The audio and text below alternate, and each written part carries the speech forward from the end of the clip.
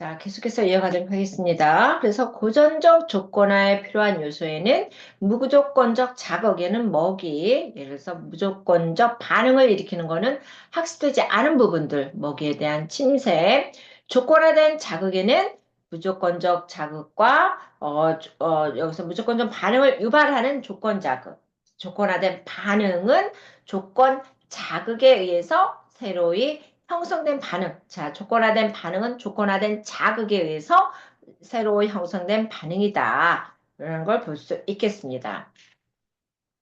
그래서 이제 파블로프의 개와 실험 장치 왼쪽 이제 우를 이제 보라는 거예요. 그죠? 여기서 이제 밥그릇이 있고 이제 여기 줄이 있고 지금 침을 흘리고 뚝뚝뚝이 있습니다. 그러면 이제 CS 불빛 무반응 그다음에 이제 먹이가 있으니까 어떻게 되겠어요? 이제 조건화 이전의 관계 그다음 조건화 중 여기서 이제 침샘이 분비되고 그죠? 조건화에는 이 불빛으로 인해서 침이 분비된다는 거죠. 자, 그러면 이제 교과서를 한번 보시고, 조건 반응의 습득을 봅시다. 조건 반응의 습득 256쪽에 있어요. 고전적 조건화의 주요 원리. 이제 교과서를 한번 봅시다.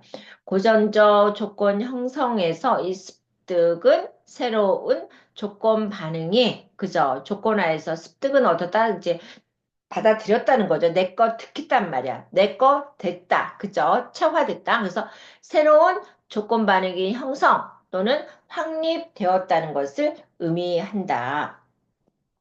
그래서 조건 반응 형성이 잘 되기 위해서는 어떻다? 조건 형성이 잘 되기 위해서는 여기 일상적인 자극보다는 뭐야? 새롭고 뭔가가 그죠? 강력하고 새롭고 이러한 자극이 더 효과적이라는 거죠. 지금 선생님들이 일상적인 거에서 탈피해서 지금 사회복지라는 그런 획기적인 학문을 공부하고 있습니다.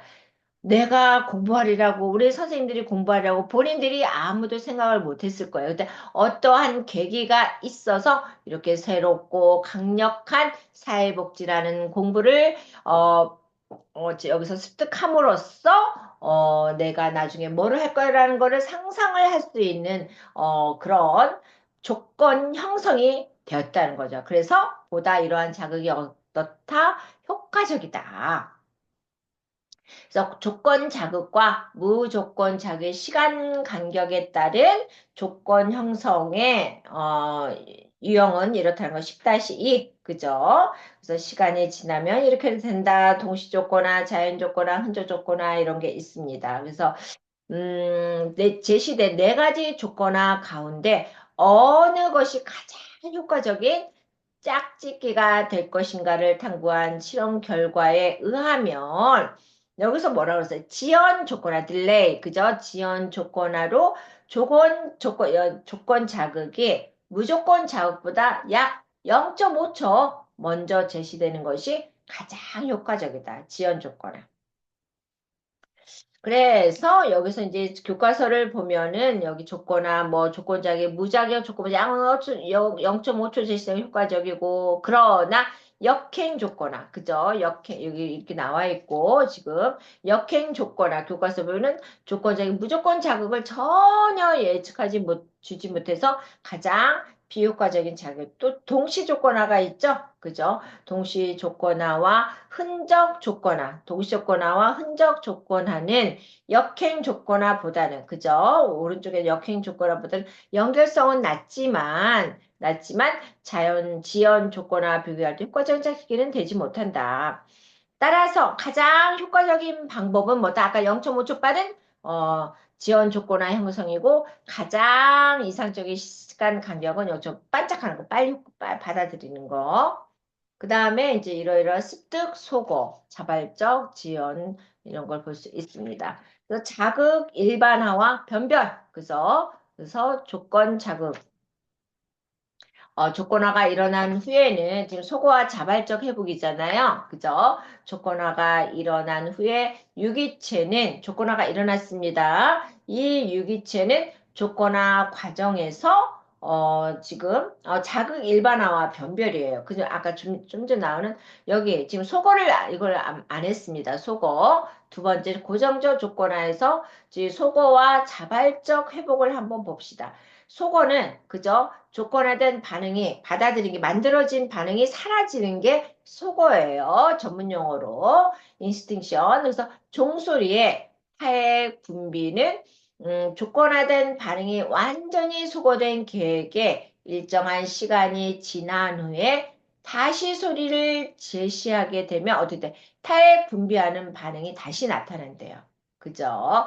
그래서 이제 자발적 회복이라는 거야. 그래서 소거된 조건화된 반응도 소거된 그죠? 없어진 반응도 일정 기간이 지난 후 조건 그러니까 이 소거되었던 조건도 이 일정 기간이 지난 후에 다시 조건 자극을 제시하면 어떻게 된다? 조건화된 반응이 다시 나타난다. 이게 뭐라고요? 자발적 회복. 없어졌었는데 다시 이게 조건을 어떤 자극을 주면은 다시 반응을 일으킨다. 그래서 자발적 회복. 그래서 자발적 회복은 처음 습득되었던 자발적 회복은 처음 습득되었던 조건화된 반응의 강도보다는 약하고 지속 기간도 일시적이다. 그러니까 잠깐 지금 나타난다는 거죠. 그죠? 그러니까 처음에 반응을 일으켰던 처음에 일으켰던 반응은 좀 어떻게 좀 이렇게 확실하다 그러면은 그 다음에 두 번째 반응은 어떻다? 약하다. 그러니까 뭐든지 맨 처음이 중요하다는 거죠. 자, 이제 이렇게 되어 있고 자발적 회복, 그 다음에 자극 일반화와 변별. 조건화가 일어난 후에 유기체는 조건화 과정에서 경험하였던 조건 자극이 아니더라도 그것은 유사한 작은 조건 반응 유발이 가능하다. 자극 일반화. 그래서 왓슨과 레이너의 실험은 이러한 거. 그러니까 조건 형성 전, 조건 형성, 조건 형성 후. 그래서 이게 그러니까 계속해서 반응을 일으키다 보니까 이런 일반화가 되어 버린다. 그 다음 이제 고차적 조건 형성, 먹이와 종소리를 반복 제시했어요. 그래서 이 종소리에 대한 타업 반응, 그 다음에 침을 흘리는 반응을 조건 조건화시킨 후 종소리와 또 새로운 작은 불빛 반복해서 제시하면 또 불빛에 대해서도 어떻게 되겠어요? 침을 흘리는 반응이, 그러니까는 계속해서 그 안에 형성이 되었다면 고착되어 있다는 거죠. 그래서 조건적 반응을 유발하는 힘을 획득하고 나면 제2의 자극에 새로운 반응을 일으키는 자극력이 될 수 있다. 그래서 고차적 조건 형성의 절차는 뭐예요? 지금 종소리, 그죠? 그 다음에 타입 분비, 또 이제 불빛 플러스 종소리 타입. 근데 불빛만 제시해도 이제는 그 안에서 고착이 되어 있기 때문에 침을 흘린다는 거죠. 그래서 자극 일반화와 변별. 여기서 이제 보면은, 여기서 한번 봅시다. 이를테면 여기 나와 있네. 250개인데, 팝을 보시면 종소리의 타액을 분비한 개는 후에 부죠. 그죠? 메트로놈 소리에도 어떻게 되겠어? 지금 침을 흘렸다. 그러니까 우리말에 자라보고 놀란 가슴 여기 딱 들어맞네. 그죠? 계속해서 혐이 왔잖아. 그러니까 어느 자극만 주면은 반응을 하는 거예요. 그래서 자라보고 놀란 가슴 소뚜껑 보고 돈다. 놀란다. 라는 말이 이런 자극의 일반화를 일컫는데요. 그죠? 그래서 자극 일반화에 관심이 많았던 왓슨이나 레이너는 이런 무조건적인 정서적 반사가 어떻게 해서 조건 반사에 조작화되는지를 알아보기 위해서 생후 11개월 된 아이 엘버트를 대상으로 해서 실험을 했대요. 그죠? 이건 나중에 시간이 조금 남으면 한번 읽어보도록 하겠습니다. 한번 볼까요? 그러면 어떤 내용인지? 그냥 어린아이들은 처음에 쥐를 두려워하지 않는데요. 그런데 엘버드 처음에는 보통의 아이들처럼 쥐를 장난감처럼 만지면서 전혀 공포를 느끼지 않으니까 이 두려움이 없는 거야. 그죠? 이 아이들은 뭘 모르니까. 그래서 그렇게 엘버트가 이 아기가 쥐를 만질 때 왓슨은 수박대기를 두들겨 큰 소리를 울렸어요. 그랬더니 엘버트는 그 큰 소리에 놀라 펄쩍 뛰었다가 어떻게 돼? 반응에 넘어지는 거죠. 그러나 조금 지나자 엘버트는 다시 또 그 반응을 했는데 놀라가지고 반응했는데 그 다음에 또 있는 거야. 그러고 나서 또 쥐를 만지는 거죠. 이때 또다시 시발대를 크게 두드렸더니 엘버트는 어떻게 또 놀래가지고 울기 시작하는 거죠. 이러한 절차를 여러 번 반복했더니 처음에는 쥐에 대해 아무 공포심 없던 엘버트가 이제는 쥐를 보면은 두들기만 해도 놀라서 어떻게 되겠어? 아까 자라보고 놀란 것은 소뚜껑 보고 놀란다고 그런 여기서 빗대서 했습니다. 그래서 엘버트가 처음에는 쥐에 대한 두려움이 없고 아주 그냥 무감각했던 애가 이제는 이 자극만 해도 쥐에 대한 공포 반응을 보이는 거죠. 즉 중립 자극이었던 쥐와 쇠막도 그러니까 중립 자극이었던 그죠? 중립 자극 뭐야? 지금 쥐 쇠막대기가 그 소리가 연합이 돼서 조건 형성이 되는 거야. 아까 중립자극을 해서 자극을 준다고 그랬죠. 우리는 선천적인 부분에다가 어떻게 된다 해서 선천적인 타고난 거기에다가 우리가 중립 자극, 중립적인 중간 매체에 중립 자극이었던 쥐와 어때 쇠막대기의 소리가 이제 연합이 되어서 어떻게 어떤 조건적인 형성이 된 거죠. 그리고 이 공포는 어떻게 되겠어요? 이제 쥐만 봐도 이제 놀래는 이 공포는 쥐와 비슷한 털을 가진 다람쥐, 개, 뭐, 외투 이들은 일반화되었다는 거죠. 이게 일반화가 됐다는 거야, 이제. 그래서 자라보고 놀란 것은 소뚜껑 보고 놀란다. 이렇게 해서 우리가 연관을 지으면 되는 거죠. 처음에는 아무 반응이 없었던 애가 그냥 천하언덕스럽게 그냥 천하원스럽게 아주 그냥 이 아이가 막 그냥 그랬던 애가 이제는 중립자극인 쥐나 뭐야 지금 쇠막대기에서 반응을 딱 하고 그러니까 이제는 거기 안에서 공포심이 생긴 거죠. 새로운 조건 형성이 생겼다는 겁니다. 그래서 조건적 반응을 유발하는 힘을 획득하고 나면 제2의 자극, 새로운 발견 자극력이 될 수 있다라고 볼 수 있습니다. 그래서 자극 일반화와 이제 변별 여기서 이제 살펴봤고요. 그래서 이제 보면은 고차적 일반화 여기서 자극 일반화. 그래서 5번 보기 전에 우리가 이제 고차적 조건 형성이었어요. 그래서 이제 보면은 먹이와 종소리를 반복해서 종소리에 대한 타액 반응, 그 다음에 침을 흘리는 반응, 그래서 이러한 종고적 조건적 반응을 유발하는 그 힘을 획득하고 나면 제2의 자극의 새로운 반응을 일으키는 자극력이 될 수 있다는 거죠. 그래서 아까 아이의 엘버트라는 아이의 그 개념은 자극 일반화와 변별해서 볼 수 있는 겁니다. 그래서 고차적 조건 형성은 이제 먹이와 종소리의 타입 반응이고, 그럼 지금은 일상생활과 고전적 조건화를 보겠습니다. 일상생활과 고전적 조건화 261쪽에 있어요. 고전적 조건화는 주로 일상생활에서 공포와 불안과 같은 지금 뭐라 그랬어? 정서적 반응의 습득과 반응을 형성한다고 하려고 아까 저기 엘버트를 생각하시면 될 것 같아. 엘버트의 예에서 뭐라 그랬어? 자극 일반화. 그래서 처음에는 아무 개념이 없다가 연합된 이런 개념이 들어감으로써 일상생활 공포와 불안과 같은 정서적 반응을 우리가 습득하고 반응을 하는 거죠. 이 연합 자극에 의해서 처음에는 그냥 천연스러운 그죠 자연스러운 아주 그냥 그 무념무상의 세계였다가 선천적으로 그 다음에 연합 자극, 그죠? 중간 자극에 이런 일상생활에서 들어감으로써 투입함으로써 이런 공포나 불안과 같은 정서적 반응의 습득 반응을 형성하는 게 뭐다? 고정적 조건하라는 거죠.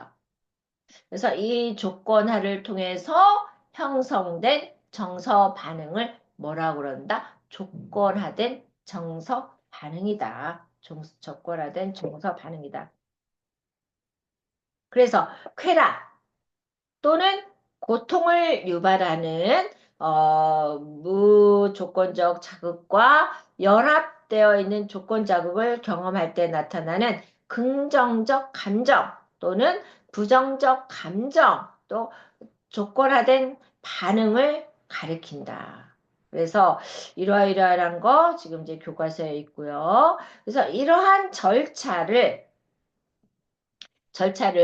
현실적인 공포와 또 이런 불안과 같은 정서 반응을 극복하도록 임상의 적용에 사용할 수 있는 예컨대 좁은 장소를 두려워하는 사람에게는 어떻게 되거든? 지하실에 들어가는 게 어떻게 되겠어요? 지금 두렵겠죠. 공포스럽겠죠. 또 이런 엘리베이터 그 안에는 그 안에 들어가는 것만 해도 어떻게 되겠어?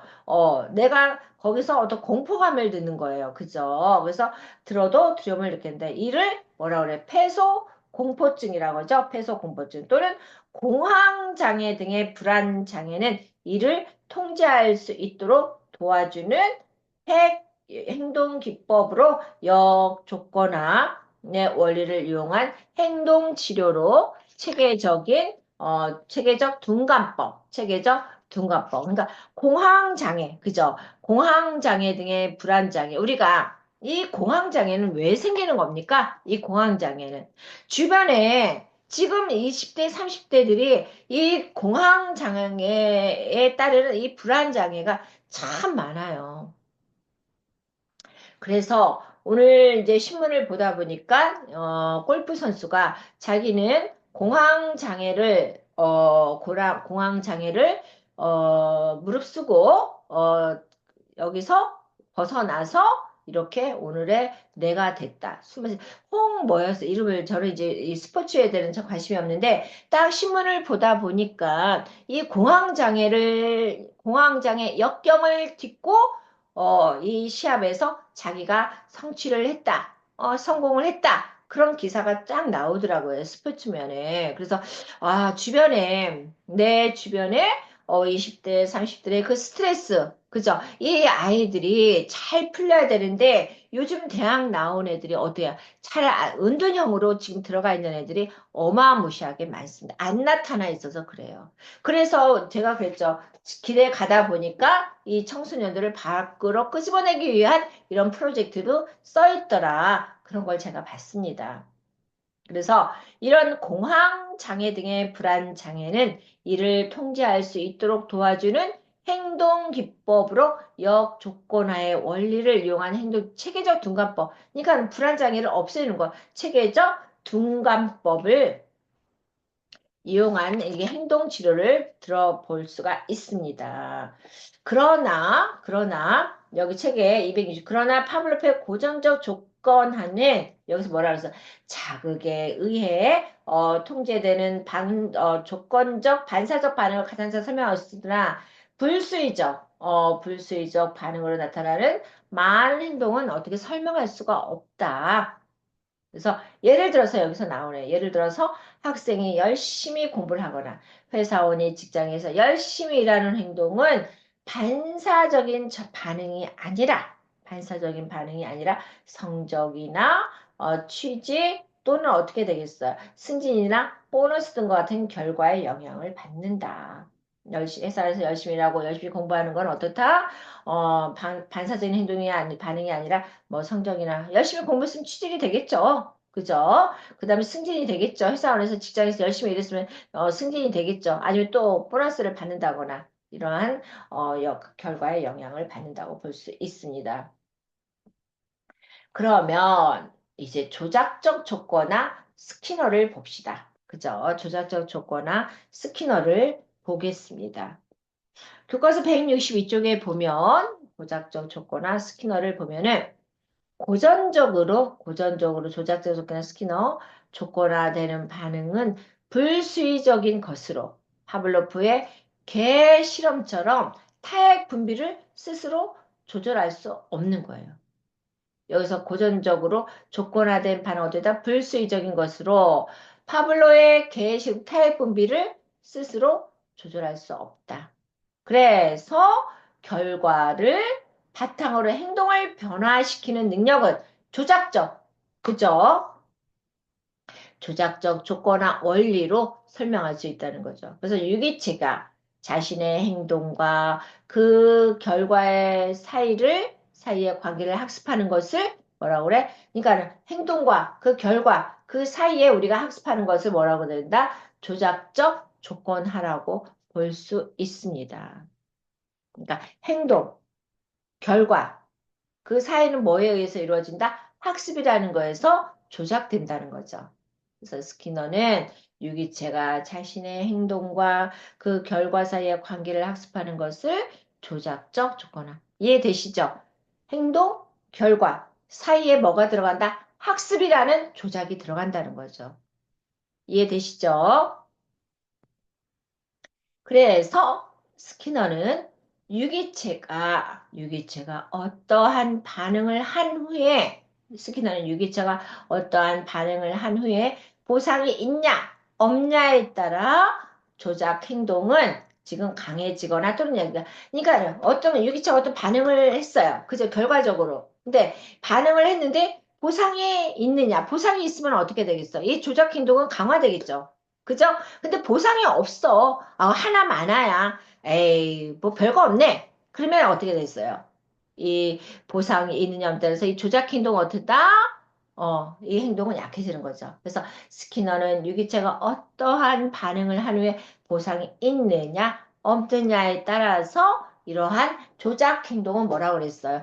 행동과 결과 사이에서 학습되는 게 지금 조작 행동이라고 그랬습니다. 그죠? 그래서 이 조작 행동은 뭐냐? 보상을 있느냐, 보상이 있냐, 없냐에 따라서 강화되기도 하고 약화되기도 한다. 그죠? 이해되시죠? 그래서 스키너는 자신이 실험하던 실험 상자를 자신의 이름으로 활용하여 스키너 상자라고 스키너 상자. 자, 옆에 이제 263쪽에 보이죠? 스키너 상자라고 하였다. 그래서 보상, 리워드. 그래서 보상의 결과를 뭐라 그러냐? 자, 여기 나오네요. 강화라는 게 나옵니다. 우리가 강화라는 게 처음 들어보죠? 그래서 보상의 결과를 유기체의 특정 반응 뒤에 얻어지게 함으로써 이 반응률을 높이는 과정을 스키너는 뭐라고 그랬냐면은 강화라고 그랬습니다.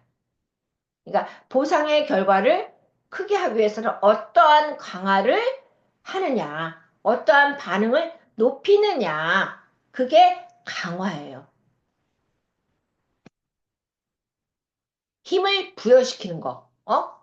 이게 강한 이제 다시 한번 보상의 결과를 유기체의 특정 반응 뒤에 얻어지게 함으로써 반응률을 높이는 과정. 이게 반응을 업시키는 거, 반응을 힘줘 주는 거를 반응률을 높이는 이 과정을 스키너는 강화. 반응률을 높이는 게 뭐라고요? 결과를 높이는 걸 뭐라고? 강화. 아시겠죠? 여기서 나왔네요. 밑줄 쫙 그으세요. 보상의 결과를 유기체의 특정 반응 뒤에 얻어지게 함으로써 반응이 얻어졌어. 반응. 보상의 결과 어떻게 반응이 올라가겠죠. 강화되겠죠. 그래서 반응률을 높여야 되겠죠. 반응률을 높이는 이러한 과정을 뭐라고 그런다? 강화. 아시겠죠? 그래서 이러이러한 거 있다는 거. 자, 이제 스키너의 생애와 뭐 사상을 봅시다. 스키너. 1990년대네. 1904년에 태어나서 1990년에. 그래서 1904년 미국 펜실베니아 조작적 스키너 강화를 역설한 이 스키너. 그죠? 스키너를 한마디로 얘기하면 뭐라고 했어요? 지금 행동과 결과 사이에서 학습이 들어갑니다. 학습을 얼마만큼 강화시키나 해서 보상의 결과는 달라진다. 그래서 이 스키너의 조작적, 그죠? 우리가 일부러 조작을 하는 거야. 조작 행동. 그죠? 조작 행동. 그래서 이 조작적 조건화를 스키너가 연구했다는 거. 그래서 이 스키너는 1904년 미국 펜실베니아 주에 있는 작은 마을 서스퀘해너에서 출생이 됐고요. 그래서 주일 학교를 다니면서 12세에서 13세쯤에 종교적 권위라는 것이 그죠? 이 종교적 권위라는 것이 일종의 행동 강화 기제에 불과하다는 생각을 하기 시작했다는 그 회상으로 볼 때 스키너 게일레그는 이게 지금, 이게 종교적 권위라는 게 일종의 그냥 내가 행동하는 것에 이게 하나에 불과하는구나. 안 다녀도 그만이구나. 이렇게 생각을 한 거예요. 지금 스키너. 그래서 스키너 개인에게는 이러한 종교 교육, 주일학교 다니는 것이, 내 행동하는데 내 행동 형성에 크게 작용하지 않는 듯이 보였다는 거야. 이해되시죠? 조작 행동에 지금 이 중간의 학습의 행동에 있어서 그게 크게 강화되지 않는구나. 반응률이 높다는 걸 강화라고 그랬잖아요. 그죠? 그래서 1926년 해밀턴 대학교에서 영문학을 전공했어. 거의 대부분 신학을 공부하다가 뭐 생물학, 생화학, 의학으로 했잖아요.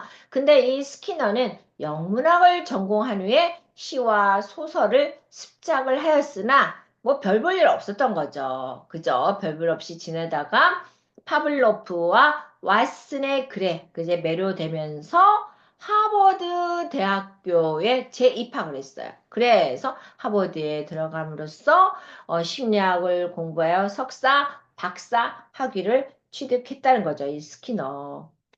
참 특이하죠. 그죠? 영문학을 공부하다가, 별로 어, 별볼 일 없으니까, 그 다음에 다른 사람들의 파블로나 왓슨의 그 글에 매료됨으로써, 그러니까 영향을 받은 거죠. 그죠?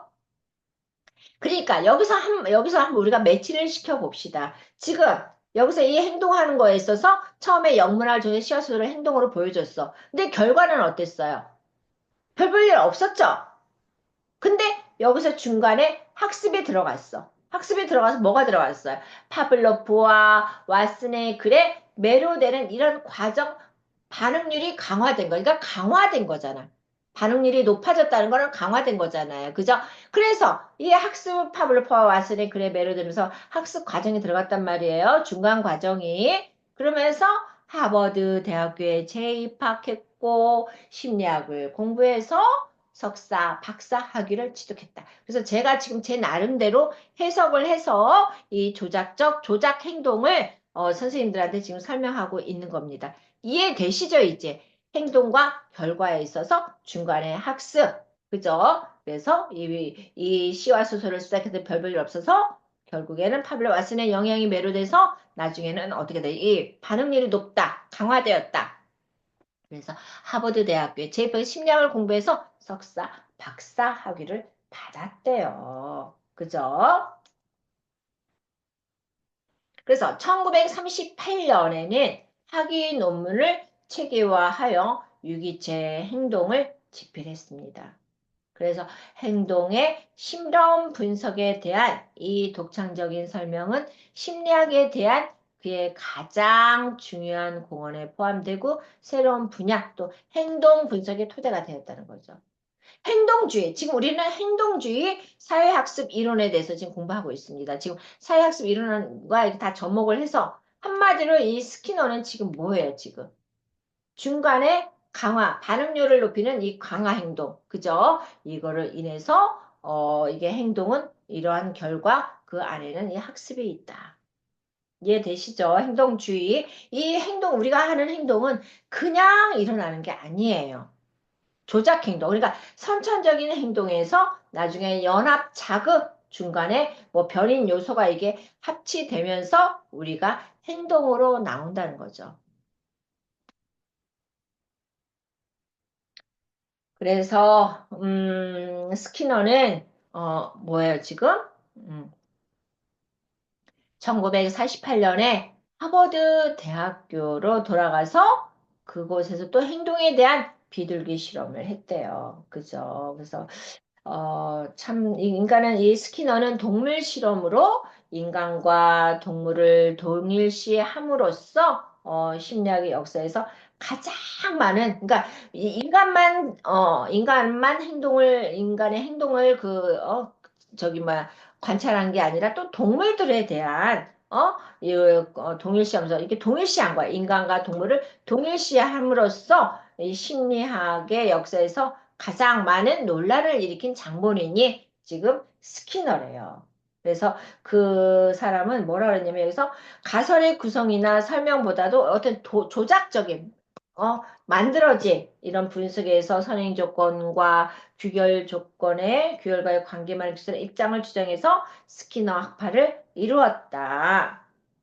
그래서 이런 지금 개하고 인간을 동일시하는 심리학을 또 이렇게 막 해서 논란이 있었잖아요. 그래서 이런 실험 연구는 일반 심리학뿐만 아니라 생리심리학, 또 뭐야, 양리심리학, 교육심리학, 임상심리학에도 이용됐대. 그래서 이제 이런 많은 저서도 집필하고 연구도 많이 했는데, 그죠? 이제 많은 영향을 지금 끼쳤습니다. 행동주의 이론에 있어서. 그래서 지금 1990년에 이제 백혈병으로 이제 사망을 했고요. 그래서 스키너는 행동주의의 대표다. 이런 조작 행동의 대표다. 그래서 조작 행동은 뭐라 그랬어요? 우리가 학습에 의해서 만들어지는 게 지금 조작 행동이라고 그랬어요. 그래서 현대 심리학자 중 가장 유명하고 가장 영향력을 미치는 심리학자로 볼 수 있다. 그러니까 선생님들, 스키너면 조작행동? 행동주의의 대표자? 스키너? 선천적인 거에다가 연합 자극, 중간 자극을 해서 우리가 행동 형성이 나오는 거고, 또 행동과 결과에 있어서 그 중간에 학습이 이러한 조작 행동이 만들어진다. 그래서 이 반응률이 높아지면 어떻게 되겠어? 강화된다고 그랬죠? 그래서 스키너는 이 행동주의의 대표자이다. 라는 거를 볼 수 있습니다. 자, 그래서 이 스키너는 지금 여기 나오네요. 1954년에 과학과 인간의 행동을 출판했고 개인 행동, 사회적 상호작용 등을 제시하면서 그것을 변화시키는 방법을 서술했고 따라서 스키너는 1974년에 하버드에서 지금 뭐라 그랬어요? 이런 행동주의를 출간했어요. 하버드 대학에서 우리가 석박사를 했다고 그랬죠? 어떻게 해서 하버드 대학교에 들어갔어요? 파블로프와 왓슨의 그 글에 매료돼서 다시 재입학을 한 거죠. 그래서 처음에는 영문학을 전공했습니다. 이 스키너가. 그래서 자기는 영문학을 전공했으니까 막 글도 써보고 이거저거 해봤어. 근데 안 돼. 안 됐죠. 그러다가 중간에 파블로프와 왓슨의 글에 매료됨으로써 재입학을 하버드에 하게 됨으로써 거기서 또 석박사로 이제 취득을 해서 결국에는 1974년에 하버드 대학에서 명예교수를 은퇴했고 같은 해에 뭘 출간했어? 행동주의 대표하면 뭐라고 그랬어요? 조작행동 스키너를 우리가 상기하시면 될 것 같습니다. 그래서 1968년 국가과학훈장이 수여되었고요. 1990년 백혈병으로 사망을 했다. 그래서 지금 뭐라 그랬어? 스키나는 행동주의의 대표라고 그랬죠. 조작행동. 그래서 현대 심리학자 중 가장 유명하고 가장 영향력을 미치는 심리학자라고 말할 수가 있습니다. 자, 이제 주요 내용 조용.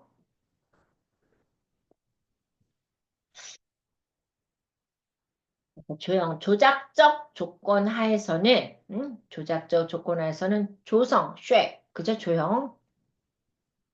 조형 또는 계기적 근사법. 응? 점진적으로 이게 점진적으로 이제 다가가는 거, 계기적, 근사고 점진적 접근법이라는 과정을 통해서 조작적 반응을 유도했으니까는 어떤 그저 만들어진 조작적 조건 어떤 조형, 만들어진 틀 또는 점진적으로 다가가는 계기적 근사법, 점진적 근사법이라는 이러한 과정을 통해서 조작적 반응을 유도했다는 거죠. 그럼 조용히는 뭐냐? 조용이란 바라는 목표의 행동을 이끌어내기 위해서, 그죠? 우리가 바라는 목표, 어떤 행동을 이끌어내기 위해서 목표 행동에 가까운 반응을, 그죠? 우리가 어떤 행동을, 내 목적이 있어요. 그럼 목표를 이루어 가겠죠. 목적을 만들었으면 어떤 목표를 향해서 그 행동을 이끌어내기 위해서 이 목표의 행동에 가까운 반응을 단계적으로 조작하는 과정. 그러니까 단계적으로, 그죠? 단계적으로, 아까 뭐라 그랬어? 지금 점점 좁혀가는 거, 단계적으로 조작하는 과정으로 새로운 행동을 유도하는 게 조형이다. 이해되세요? 다시 한번. 우리가 조형은 뭐냐? 쉐입, 어떤 형태를 만드는 거야, 형태를. 그죠? 형태를 만드는 거에서 우리가 목표 행동을 딱 정해놨어. 그러면 선생님들이 지금 어떻게 되겠어? 지금 사회복지를 공부하면서 딱 나는 뭐를 할 거야. 그래서 그 뭐를 할 것이라는 거는 목표물을 딱 정해냈어요. 그래서 그러면 어떻게 했어? 이 목표 행동에 가깝게 내가 행동을 일으키는 거잖아요. 목표 행동에 가까운 방 점진적으로 단계적으로 조작하는 과정으로 해서 새로운 행동. 자, 그러면 선생님들이 이제 한번 추리를 해보세요. 내가 목표를 이끌어냈고 그 행동에 걸맞춰서 지금 단계적으로 지금 공부를 하고 있어요. 그죠? 단계적으로 내 행동을 조작한단 말이야. 그래서 새로운 행동을 만들어내고, 뭐, 형성하는 게 뭐다? 조형. 이해되시죠? 이 조형이라는 단어. 선생님들은 지금 선생님만의 조형물을 만들어낸다고 생각하시면 되세요.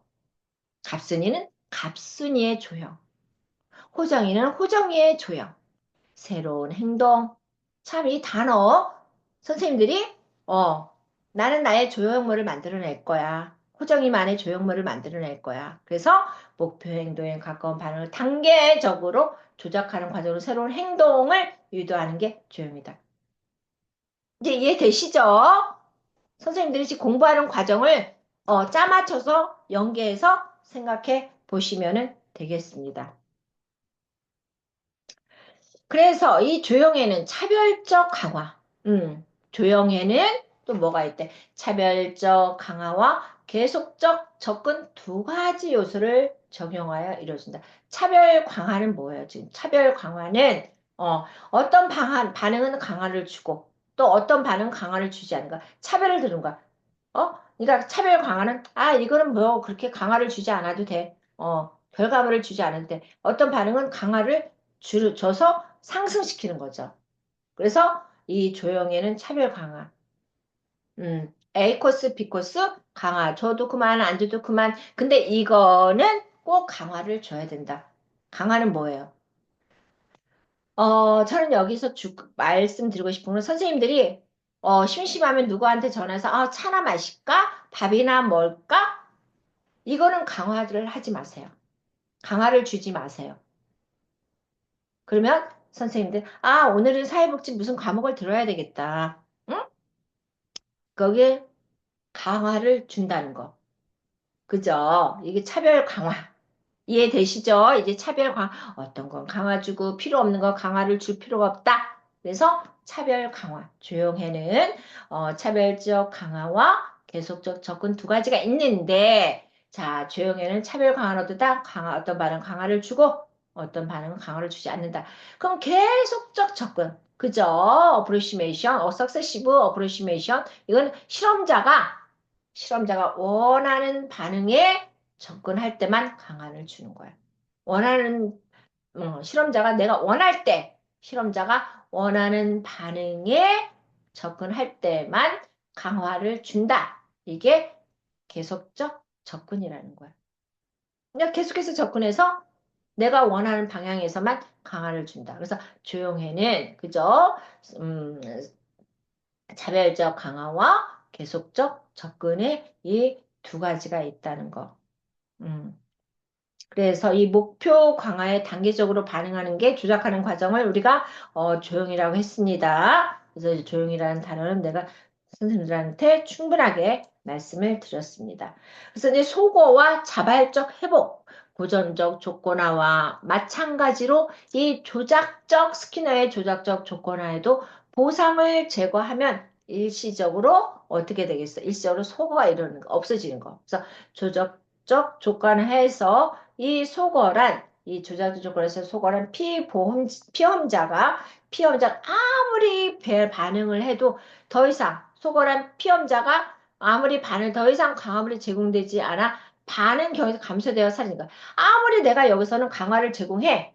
그죠? 강화물이 제공되지 않아 여기서는 더 이상 강화물, 그러니까 아무리 반응을 해도 이제는 먹히지가 않아. 먹히지가 않아. 그래서 조작적 조건에서 소거란 뭐다? 피험자 아무리 반응을 해도 피험자가 반응을 해도 더 이상 강화물이 제공되지 않아서 반응이 없는 거. 이걸 뭐라고 그런다? 소거. 그래서 소거에 대한 저항이란 강화물을 철회한 뒤에도 조작된 반응을 계속하려는 경우. 그러니까 이거 다 없어졌는데도 계속해서 조작 반응을 하고 싶은 거예요. 이게 소거에 대한 반응이라고 볼 수 있습니다. 다음 시간에 뵙겠습니다.